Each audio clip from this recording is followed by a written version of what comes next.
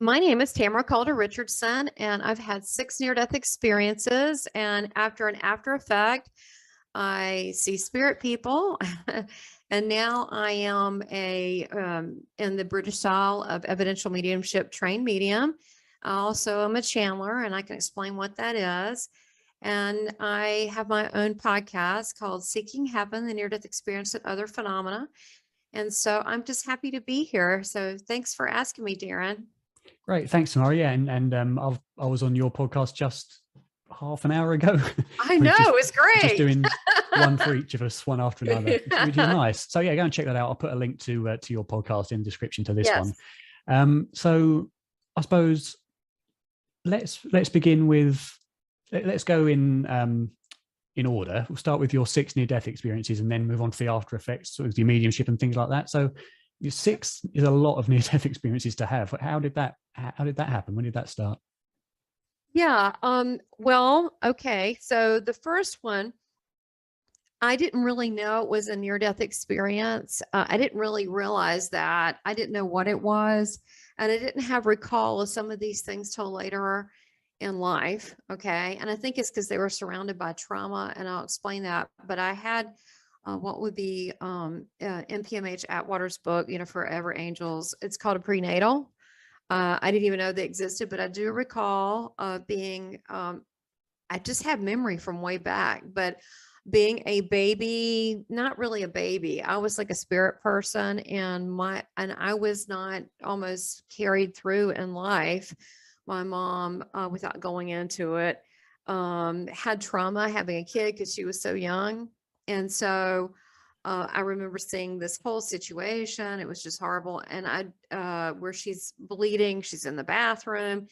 And I just remember complete love and compassion. And for her, I didn't really think about me, but I could see different scenarios. I've also heard the whole conversation and all of that. So that's kind of a strange thing. What do you do with that information?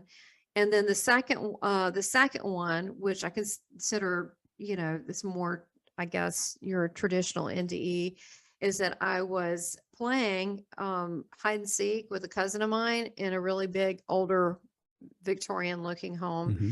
And they were downstairs, they were counting, before they come. I was upstairs, and I was looking for a place to hide. And I was squealing like I didn't know where to hide. And I was jumping up and down. I had a lot of energy, and under the dresser, and I don't know why, was a nail hammered under the dresser, and it was a nail head and so as I'm jumping, it pierced my skull. I mean, and so, I didn't know what it was. Okay. I thought there was a cup of water or something on there that fell on my head, because all this, it was blood. And it happened so fast. I didn't know. Yeah. I was jumping really hard to cram a nail through my skull. Yeah. But I don't know what it was doing there, because it was like a nice home. So I have no idea.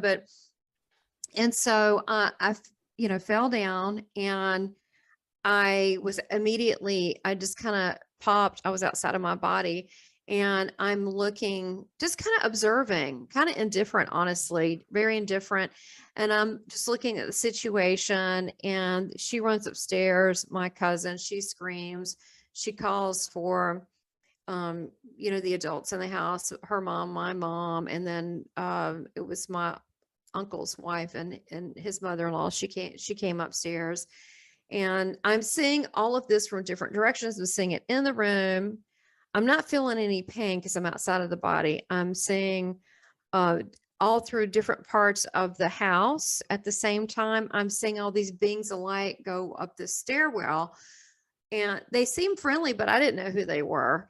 And I felt like they were coming there for me. And then I heard this, it wasn't really like a voice you would hear. It was like, but it was also a knowingness. And it was, it was like every part of my fiber, like I wouldn't argue with it. And I can't tell you how I know this, but I believe it to be God. I was so young. I didn't really know anything about religion or anything like that. I just knew, it was like an order, and it says, this is not your time. You have much to do. And so I'm back in the body.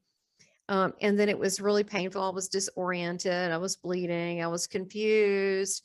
And so I lost consciousness again. I'm outside the body, and I'm seeing it look like a 9-foot being that had hands over my head. I felt they were my guardian angel. And why do I feel that way? I don't know. I just do, but they didn't feel human to me.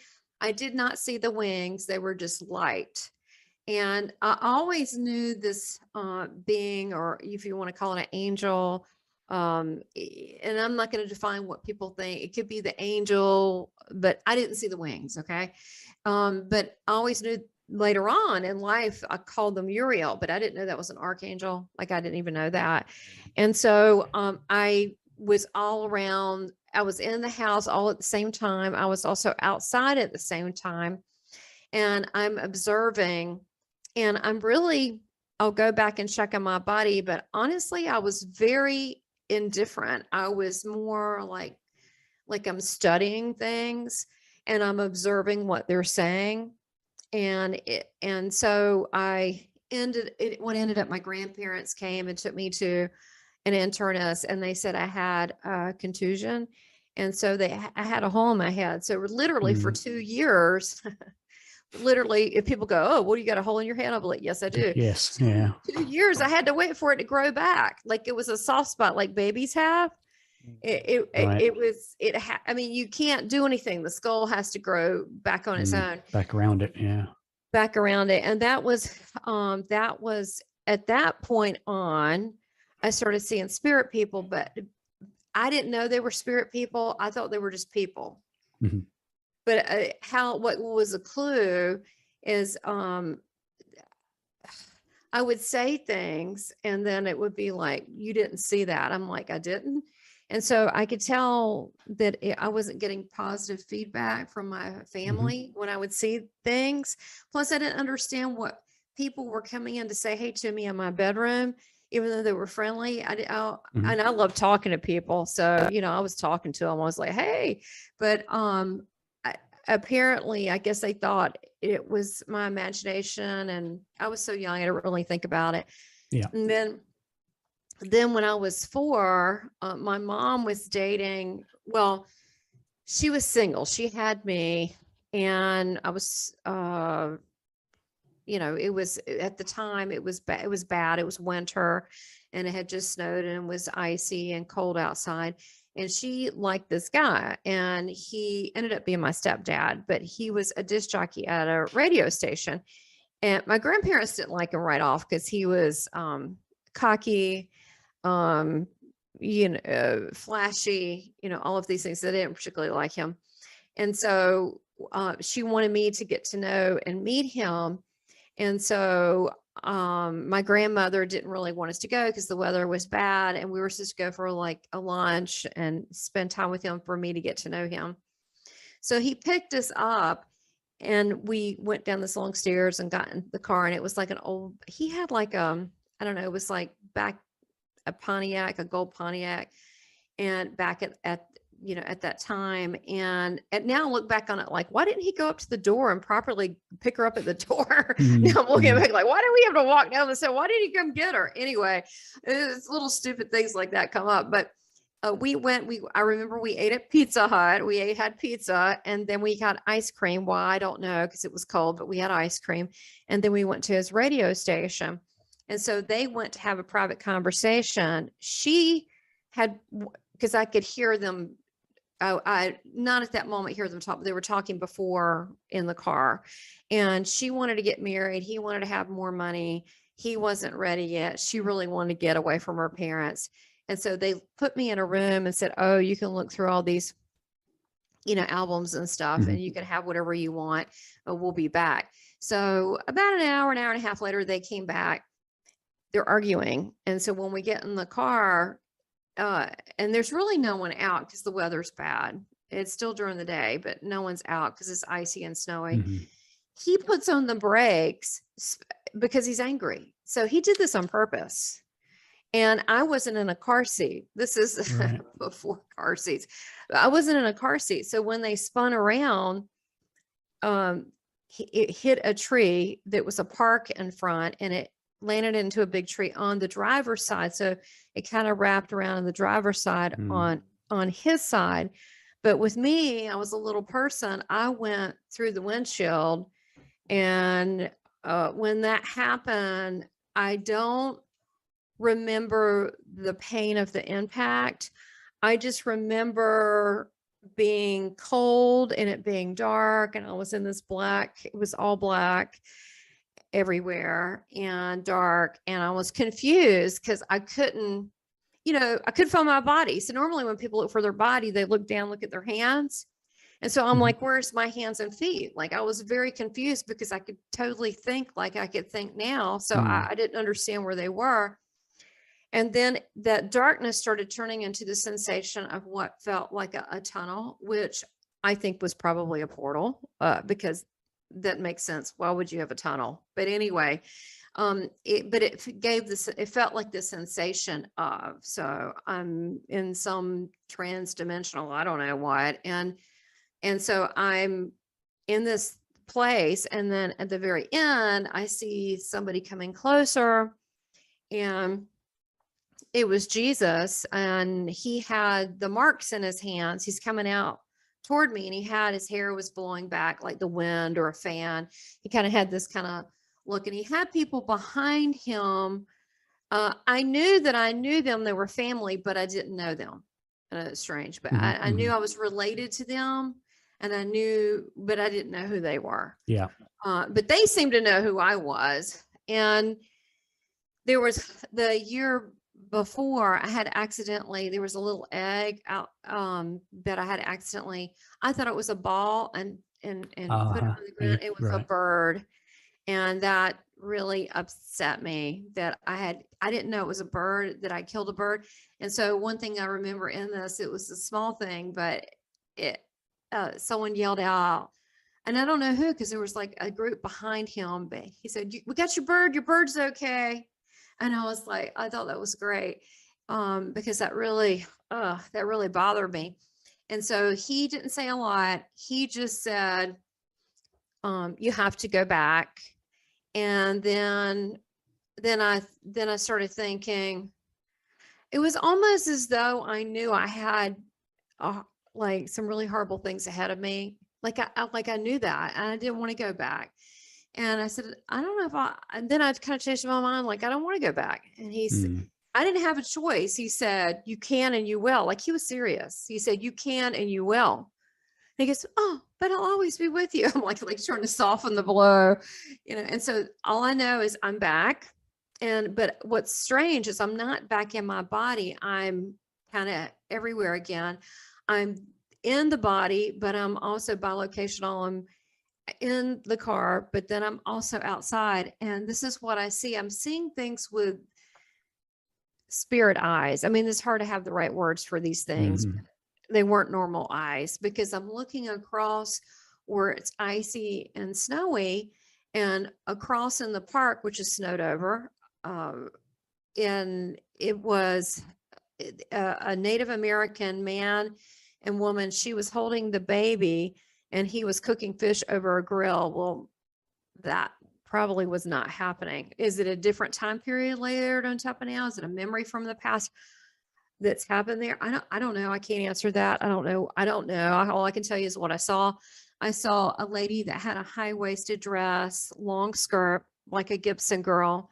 And she's in the park with a guy with a flat hat, like a campaign hat back in the 1800s. And they're walking. And then I saw a hot air balloon in the sky. So I tapped into something. I don't know if it was another reality, of something in the past, something that's happening at the same time. I didn't really understand. It wasn't really, human eyes couldn't see that. I was in between these states.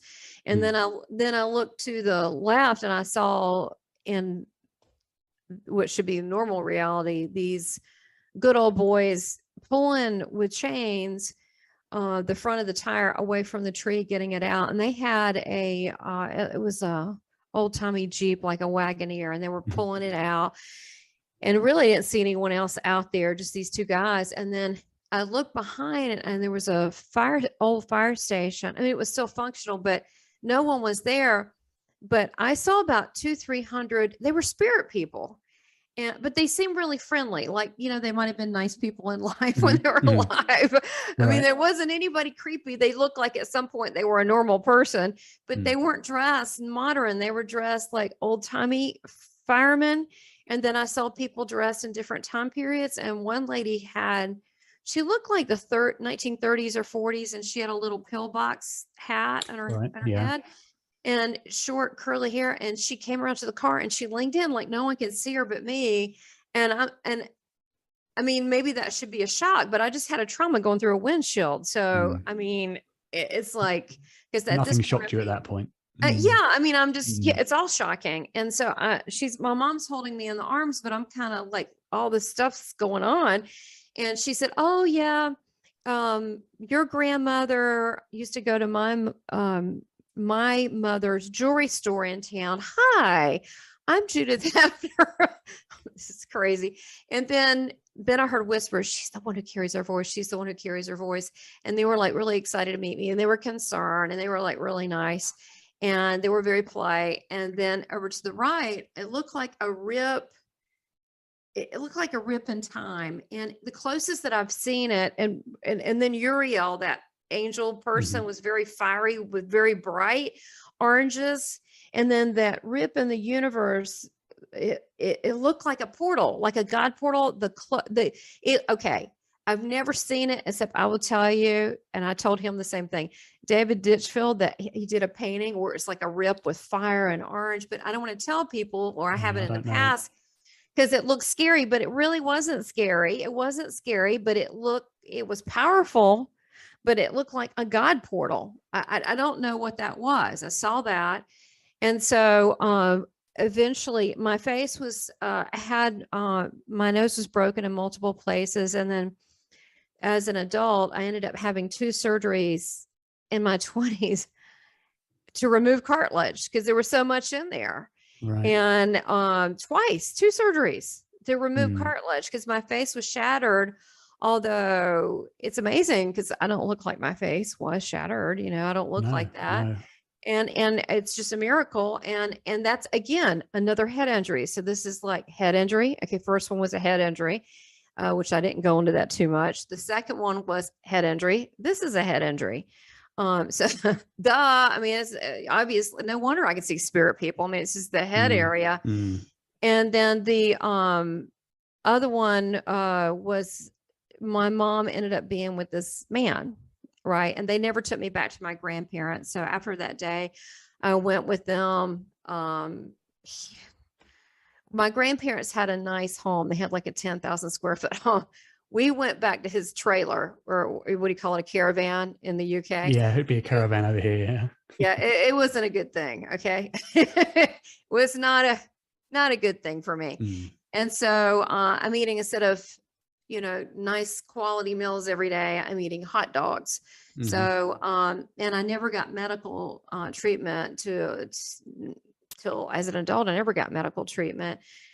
And so at this point, I'm trying to think of ways to get away from the trailer. I actually imagined, there was a commercial on TV where these little cartoons were marching in town. And so I visualized they were my buddies, and they were going to walk me out of this place. So I asked to show me how to get out of there. So I remote viewed. I didn't know how to call or use a phone, but I picked up the phone and called my grandparents, which I didn't even know what their phone number was. I was told that. And I told them 20 some minutes away how to get there. I'm only 4 years old. Everybody's like, "How did you do that?" I didn't. I remote viewed, and I had my guides, my spirit friends, help me, and they told me. And so, but I ended up having to stay with my mom, and it was the next year that it was just bad. Sexual abuse, it was horrible. Started when she met him at 3.5, and then when we left the next year at 5, it was going on really intensely. And like I would hide in the closet. I would try to hide under the bed. I mean, I had no one to talk to. I was terrified. I didn't know what this was. I didn't know I just knew it wasn't good. Yeah. And I knew grandmother talked about Jesus, like you can trust him, like he's your go-to guy, but I never really had a church upbringing. And so I would talk to Jesus, which I still do, which is funny and ironic. He just acts like a normal person to me. And I don't mean that to disrespect anyone's, but he does. But I said, look, you need to kill him. I said, because this has to stop. I didn't know killing was bad. I said, you really need to kill him because I can't do this anymore. And then I started feeling like, wow, maybe that might be the wrong thing. I didn't know it was bad to say. I said, look, not a problem. Just get me out of here. Just kill me. I can do it. Just take me. I can't stand it anymore. I can't live this life. I can't do it. And I try to tell my mom, I would say, don't leave me alone with them.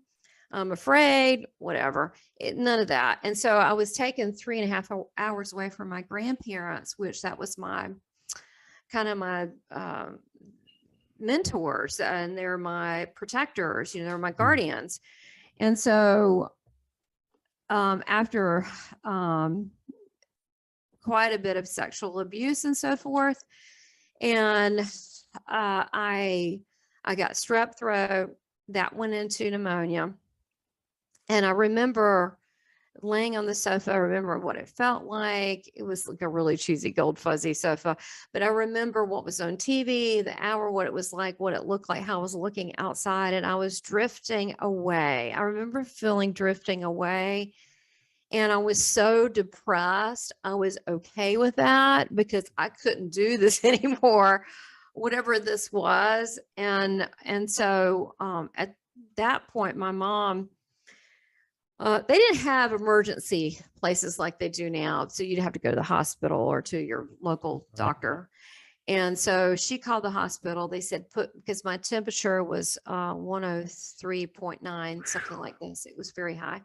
And so it got higher. And said, put me in a tub of ice. And I do remember that when you're freezing, I was freezing. You don't want to be in a tub of ice. I remember that. That was awful. And so to bring down the temperature, so she did that. She tried to feed me. I'm like, my lungs were shutting down. She didn't know better. Yeah, she didn't know better. She didn't know. And so she put me in the bed. She checked back in an hour. I was totally drenched. I was soaking wet. I was really out of consciousness, in and out of consciousness at that point. And so she kept trying to get my stepdad, who was adopting me, to take us to the hospitals. We don't have the money, which my grandparents did. So that really wasn't a problem. He was just being difficult again. And so eventually, when she picked me up, I was going limp. She says, we're going now. So we get at that point, that was the same day that Martin Luther King was assassinated. And here I am in the South. With the time we're living in Raleigh, North Carolina in the USA.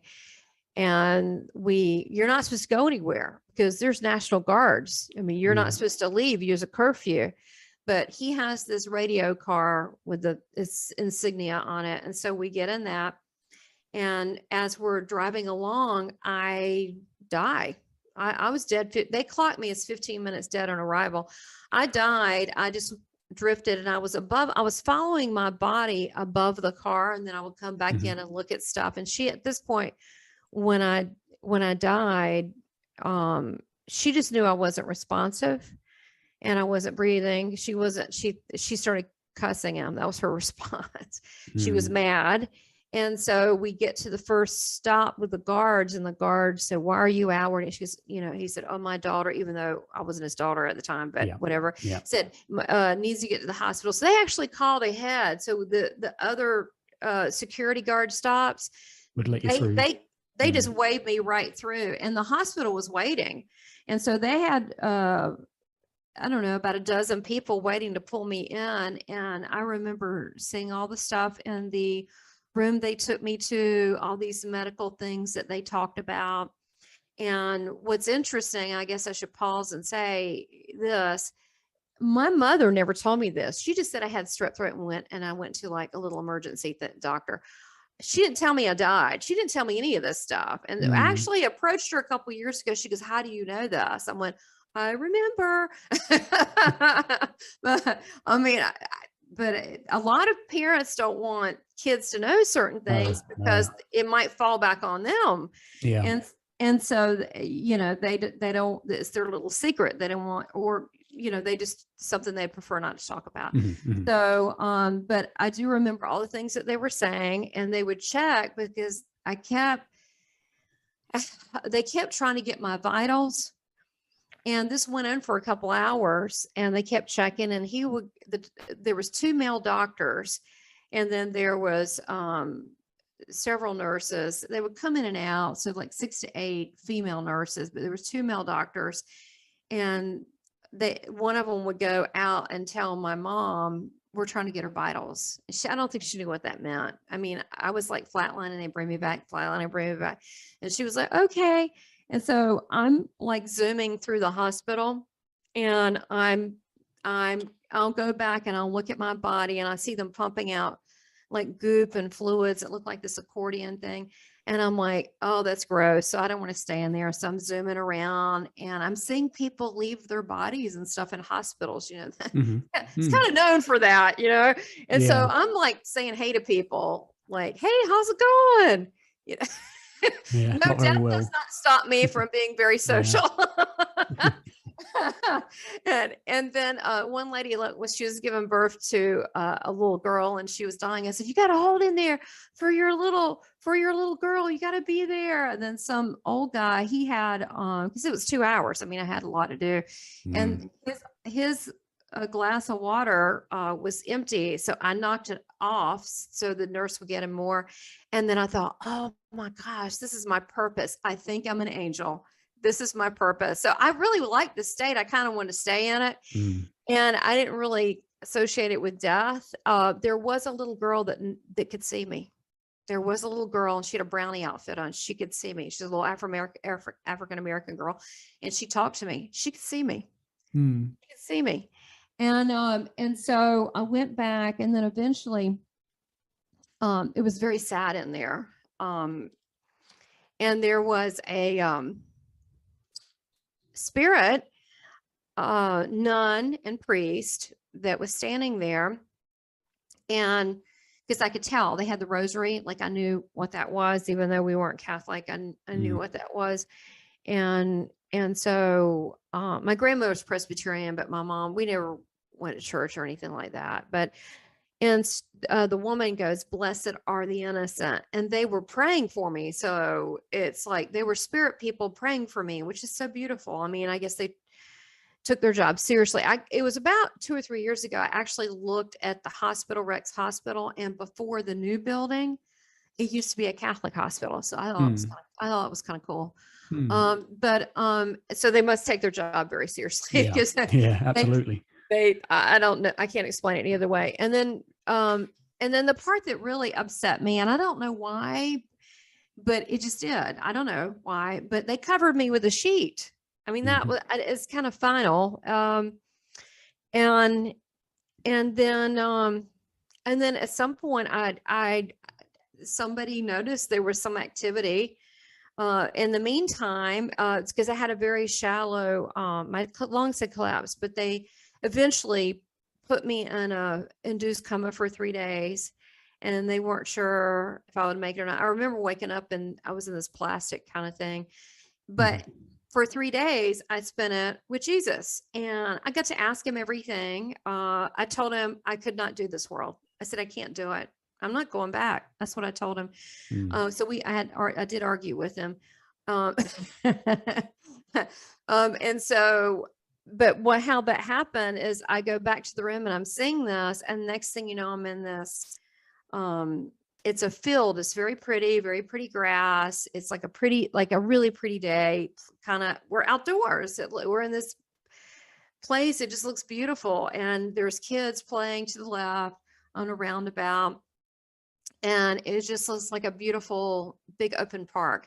And then there's this man that's kneeling, and he's holding my right hand and he's smiling. I remember he had this beautiful smile and really good teeth, and it was radiating, like a light source was radiating out of him. And I said, "You're that man I talked to, the one I talked to him about, like, I can't do this anymore." Yeah. And he thought that was funny. He goes, "I am." And so he said, "I have something to give you." And I'm 5 years old. So I said, "A toy." And he thought that was funny. He goes, "No." And so he took off a part of it looked like a rope belt. And he was very glowy, by the way. He had this light source, very glowy. And although it looked like a place like Earth, but just really pretty, like a perfect day. And he took off this part of his twine and he wrapped it around my left wrist. And he said, "I wrap you in my protection and love. Much is given, much will give. Through the small things, the big things would be acknowledged. And through the small things, the big things would be done." And then he said, "You have to go back." And I said, "They're here. These are kids." I'm like, "Why can't I stay?" And he said, "No, you need to go back because your mother needs you." I'm like, "You know what? She'll be fine." And he said, I did. I argued. I wasn't mean about it, but I did argue for quite a bit. And I said, "I can't do that. I can't do that. I don't want to do it." And he said, "You need to show her love." And I'm like, "I don't know how." And he said, "Well, there's no right way or wrong way to do that, but you've got more love in you than she does for herself." And what I didn't realize years later, I probably would have told him no, is that that's not as simple as I thought it was, because basically I had to learn to love Mom. She doesn't have a lot of love for herself the way that she should, but despite the fact she knew I was being abused. That's a tough one. Yeah, he gave me a tough difficult one. Yeah. It wasn't that easy a task. He didn't say all that. And so so anyhow, he did say, "I would give you one person," which I know that to be my husband. I met him really young, but I think I'm like a puppy, so I wasn't damaged. He got me before I was too messed up. And because he was very kind-hearted and genuine person, and I needed that. Exactly what you needed. Yeah. I needed a kind person, just really true blue, decent, And so we walked around in the field, and as we walked, the blades of grass, each blades of grass, like it had life in it, and it was like whispering, almost like I don't know, like acknowledging him. And then there were flowers, and each petal had life, and there was a really big tree, and everything just kind of leaned toward him. Even the clouds would follow him. And I was sitting here thinking, this is really strange. Does he know that they're all following him? I was thinking that. And so I had another part in it, and I was like, I usually don't tell people this, but I can't make out what this means, but I did have a butterfly. I'm just telling you, God, it's crazy. I had a butterfly land on my hand, on my finger. Okay. It was very colorful, and it winked at me and it smiled. Now I can't tell you how that is. I don't know. And it sounds like, oh, right there, I'm completely, something's wrong, but I don't know. I mean, I don't know what that meant, because we don't have that here. Okay. No. I don't know what that is all about, but we walked around, and then there was a big tree, and there was a rock there. He said, "You can stay a little bit longer, and then you have to go back." And so we sat under the tree, and he said I could ask him anything. We sat by the rock. He said, "We don't eat from this tree." And it looked like cherry blossoms with red grapes, not big red grapes, smaller red grapes. And I said, okay. I was thinking, okay, I wasn't thinking about it. Don't really care. Yeah. I wouldn't really care, but okay, good information. And so you're like, I know some people might be hearing this going, wow, you're being really disrespectful, smart ass to Jesus. But here's the thing. He knows everybody, their personality. Okay. And he communicates to them the way they're used to being communicated to. And he knows I have a lot of questions, and I just don't, he's cool with that. You know what I mean? It's fine. And so he did. And I asked him things like electricity and how it worked and stuff like that. And then I was kind of bored with the stuff he was telling me. I was like, yeah, because you get it. It was like a download. Like I just knew it. He would show me and then it was a download. And I was like, eh. And then he said, well, let me tell you about how you manifest and how you create. He said, we create here, but basically heaven, paradise, whatever you want to call it, Summerland, wherever it is, instantly. And I said, really? And he goes, yeah. He said, but it takes longer on the earth plane. It takes longer. And he said, but that's why you need to be careful and mindful of what you're thinking, because you'll manifest it. And he said, but here it's quick. So I was more interested on like how quick, what you could do there. What I could do there. Exactly. And so I said, can I try it? And he goes, yeah. So I thought of us being in a little boat, and we were in a little boat. We were together and we were on this cute little stream. And then these 3 little fish came up to him, and then he picked one up out of the water and he just talked to it. He goes, hey, and then he put it back down. He goes, that's how we fish here. And then he started telling me about our thoughts, our things. And I mean, some of the stuff, it seems simple, but we know it as what? Quantum physics. We talked about a little bit in the interview with you, and he talked about like principles of wisdom. We walked around and talked, but I have to tell you this, we had a lot of fun. Like we went by the river and we around the embankment, and he had like sandals on. He took them off, and I was just a kid, and I would play around and say, like kids do, like watch me run and look at this. And then it was like, then there was a little brook there and I swam. I was there 3 days, but I don't know how long I was there. And I don't remember everything that's coming out in pieces, but I do remember that I felt so complete. It was such a oneness and a supernatural love. And it was like, and maybe because I was a kid, did I feel connected to everything? All I can say is I felt really at peace, and I felt like he had my back. Like I never really had anyone have my back. I mean, from the beginning, I was like, my, family's trying to basically kill me in a lot of ways, other than the nail thing that was on me. And I felt like that it was okay. And I felt complete there. I did not want to leave at all. And I did have a little kid body, and it did look glowy. Everything, the grass was super soft. Everything was just like a perfect day.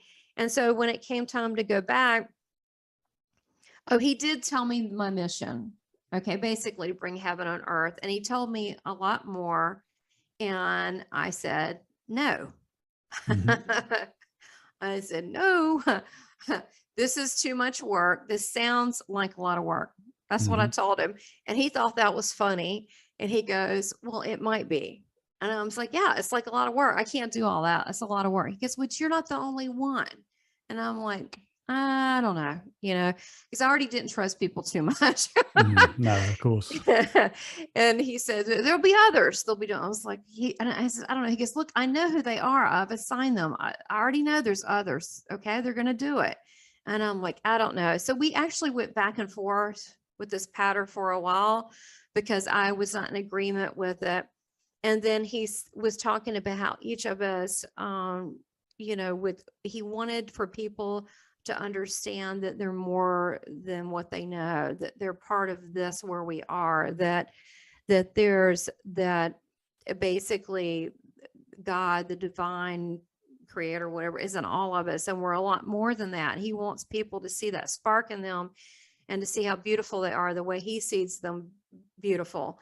And I'm like, and I'm thinking, okay, well, it's pretty fallen down on earth. I don't know about this.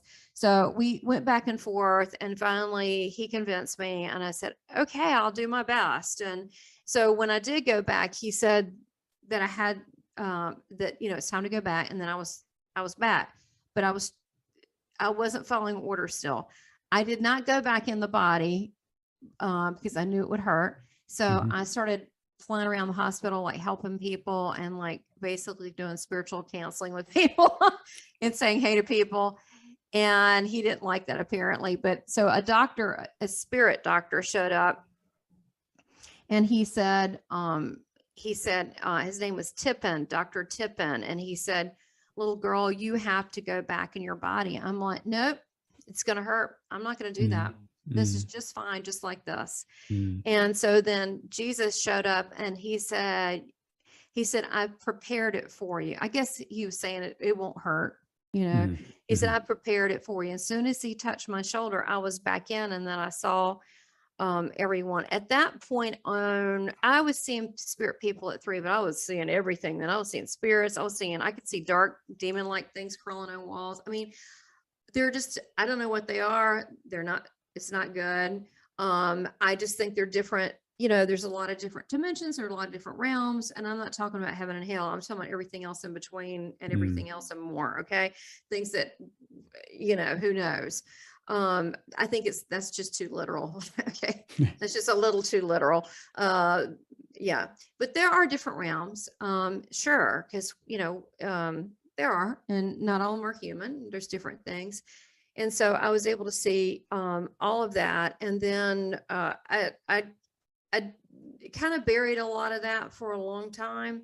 And then I think for a while, then 10, I had an NDE. I was at the pool at a summer vacation in Myrtle Beach with my family, and there was guys playing volleyball in the pool, and I was in between their legs. I'm like apparently a 10-year-old.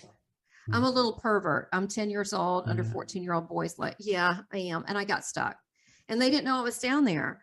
And so I couldn't breathe. And it looked like the water opened up, and it was like glowy and light. And I heard it looked like a really beautiful layered choir of angels. It was like, ah, like you'd imagine. I'm looking, ah. And I'm going, and I really remember going, crap, you got to be kidding. Not again. And so I did. And the next thing I know, I'm like getting water, the lifeguard, and my mom's standing there with my little baby sister, and she goes, what'd you do now?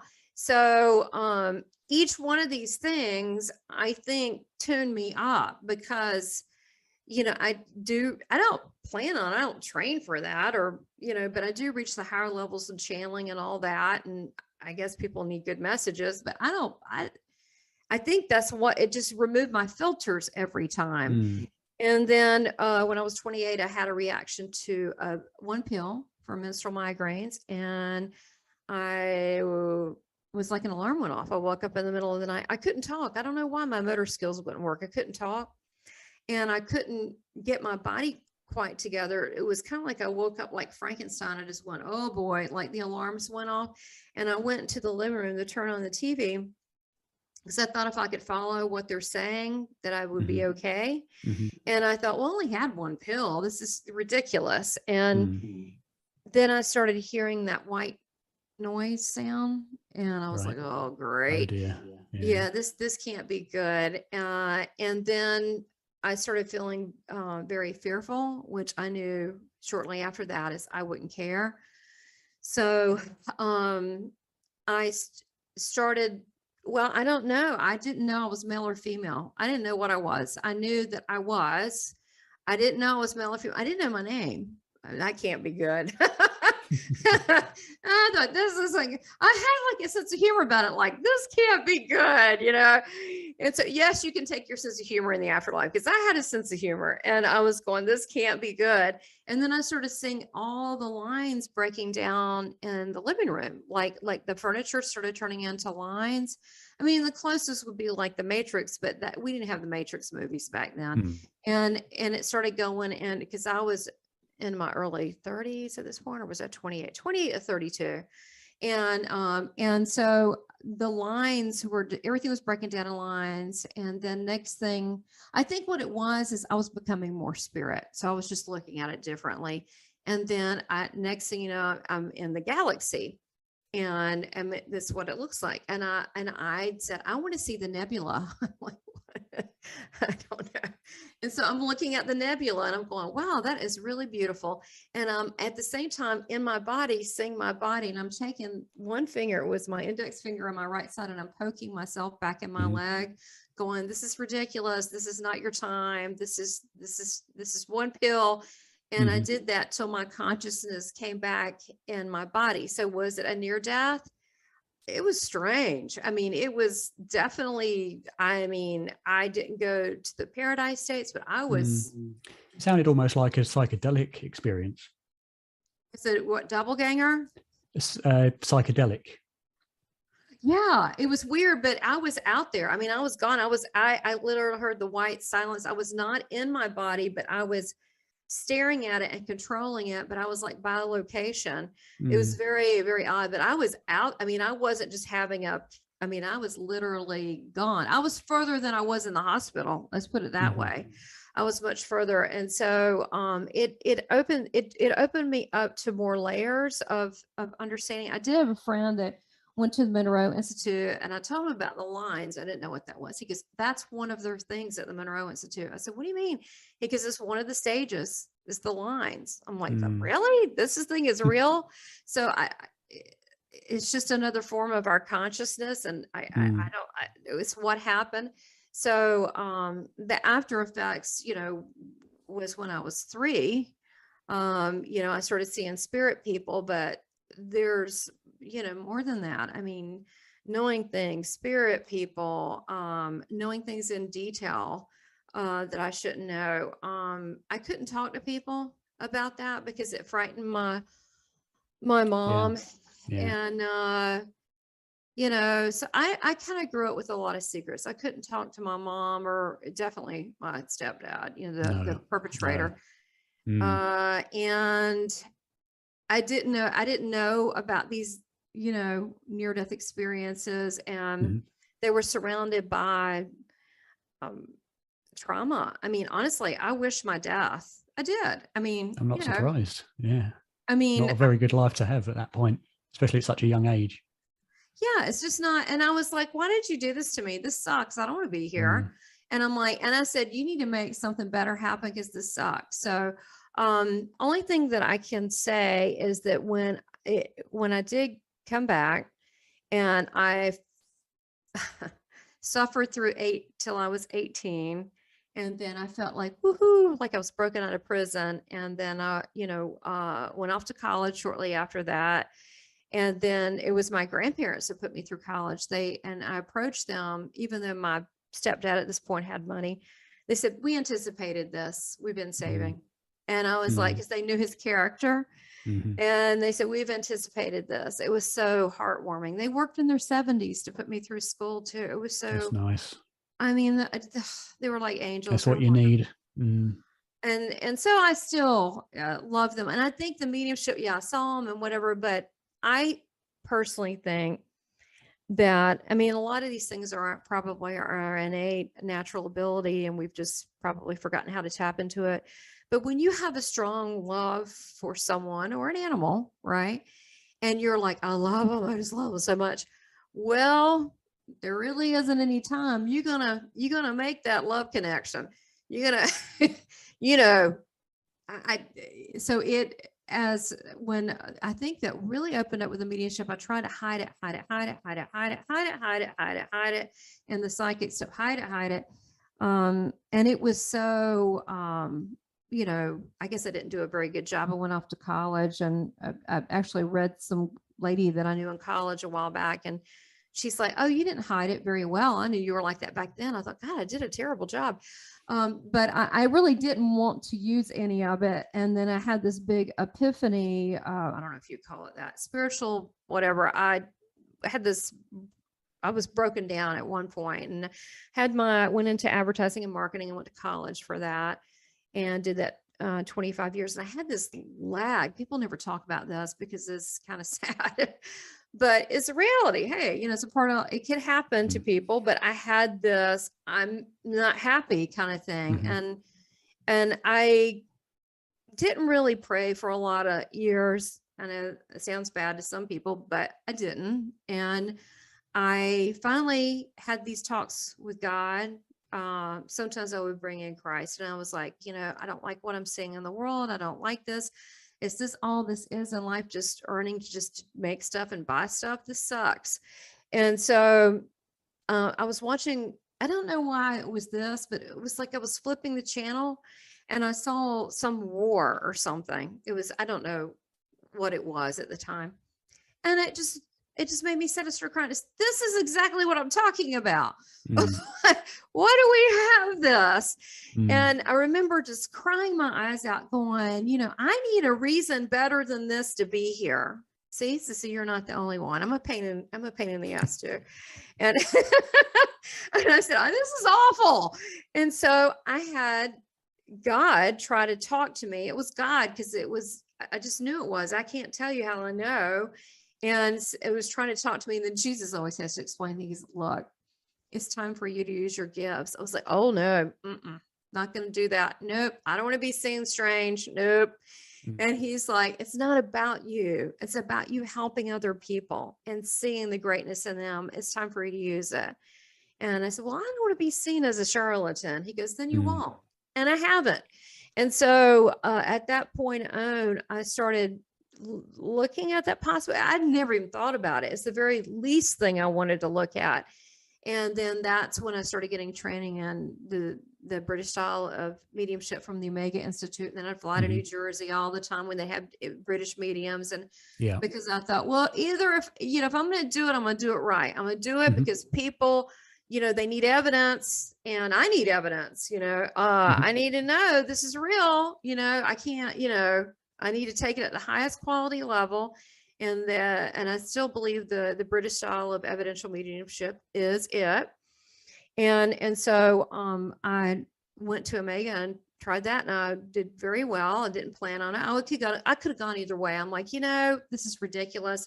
I was just like, this is a joke, really? But I felt like I should. I'm like, oh, I did it. I got signs all weekend.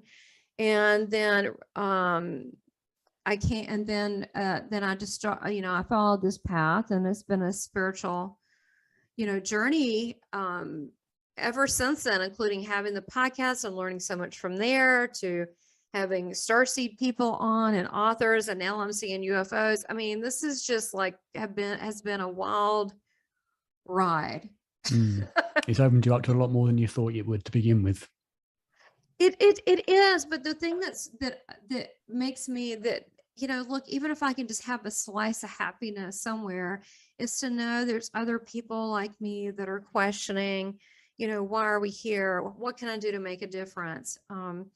There's definitely got to be something more than just existing and paying the bills, and being involved with the afterlife community, such as yourself and others,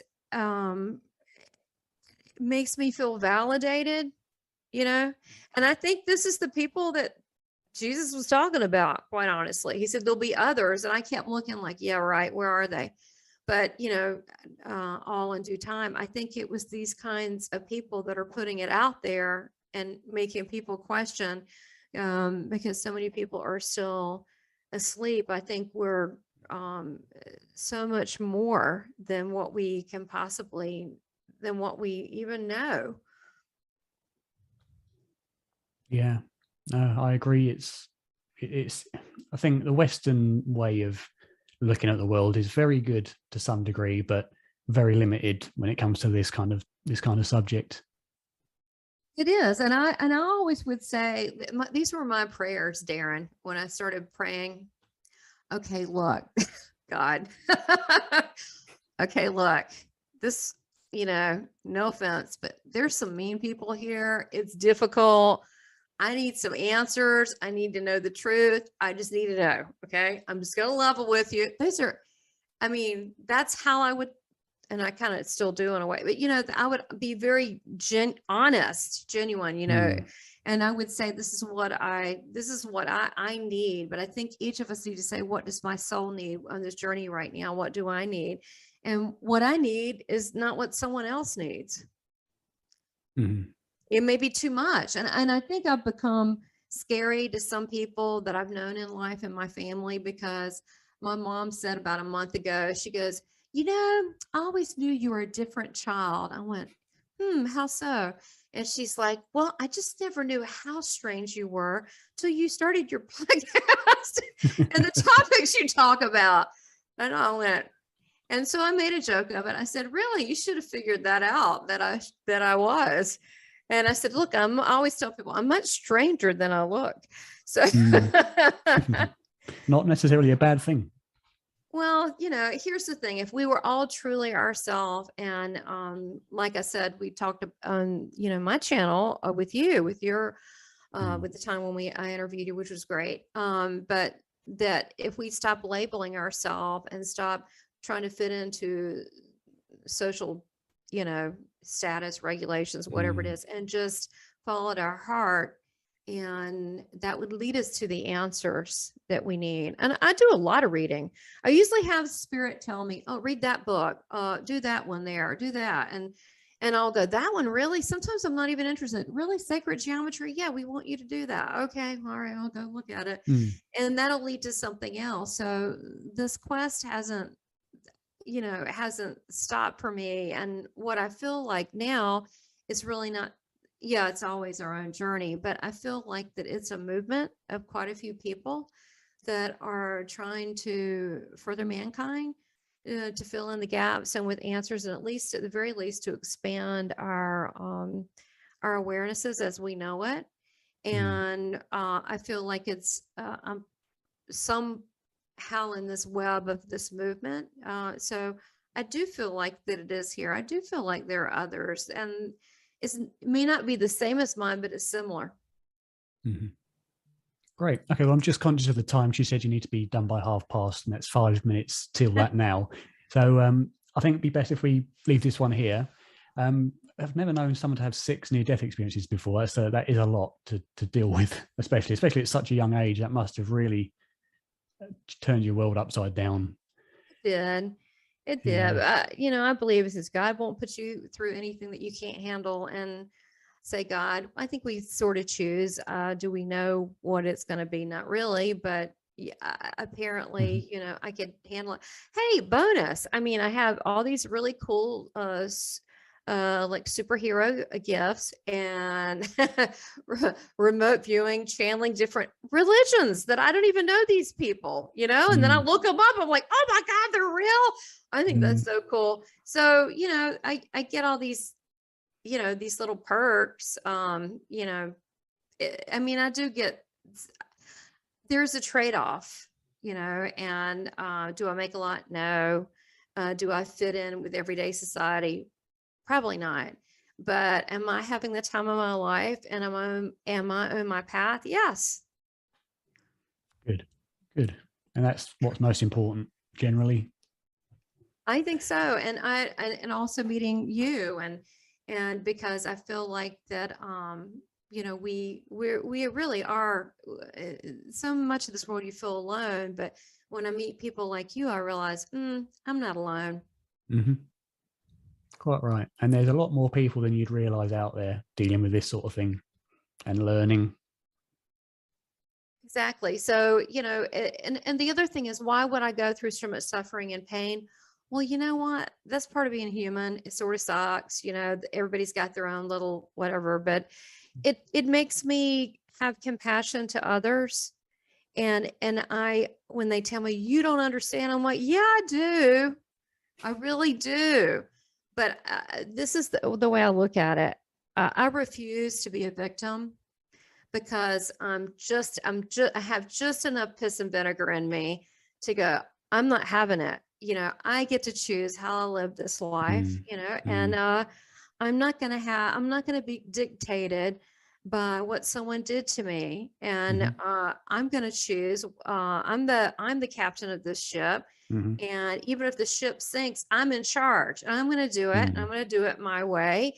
And I'm not going to let anyone that traumatize me, have an effect on me. And, I feel sorry for them. How miserable a person can you be to do that to your child? I mean, you got to be pretty broken, messed up person to do that. In a bad place. Yeah. You got to be in a bad place. Yeah. So I look at it a little bit differently. And again, this did not happen. happen overnight. This whole, if you want to call it forgiveness, a lot of anger, had a lot of anger issues. Martial arts really helped. Because, you know, you do need a way of working through that.